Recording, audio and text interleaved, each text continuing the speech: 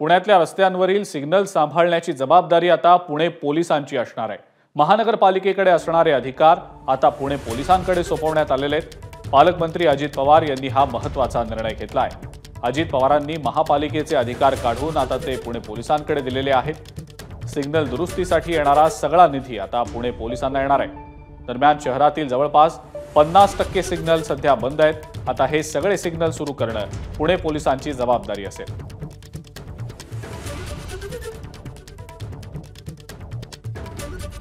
या सगळ्याचा आढावा घेतलाय आमचे प्रतिनिधी मिकी घई यांनी।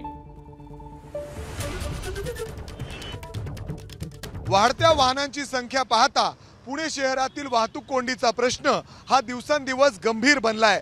त्यातच अनेक वेळा पुणे शहरातील जे सिग्नल्स आहेत ते बंद पडतात आणि यांना दुरुस्त करण्याची जबाबदारी ही अर्थातच महानगरपालिकेची आहे।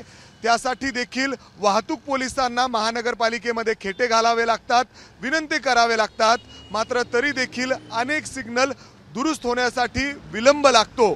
यातूनच सुटका व्हावी यासाठी खुद पालकमंत्री अजित पवार यांनी एक बैठक घेतली आणि त्यात असा हा प्रस्ताव मांडण्यात आलाय की हे जे सिग्नल्स आहेत याची दुरुस्ती देखील पोलिसांनीच करावी, अर्थात वाहतूक पोलिसांकडेच असावी, जेणेकरून जर हे सिग्नल बिघडले, याच्यामध्ये काही प्रॉब्लेम आला तर लवकरात लवकर ते दुरुस्त होतील आणि ज्या पद्धतीने ते ऑपरेट व्हायला हवेत त्या पद्धतीने ते ऑपरेट होतील।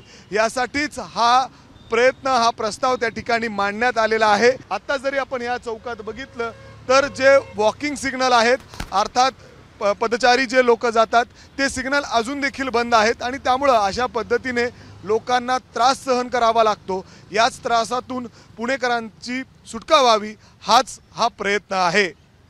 कॅमेरामॅन अमोल गवाळेसह मी मिकी घई, एबीपी माझा, पुणे। एबीपी माझा, उघडा डोळे बघा नीट।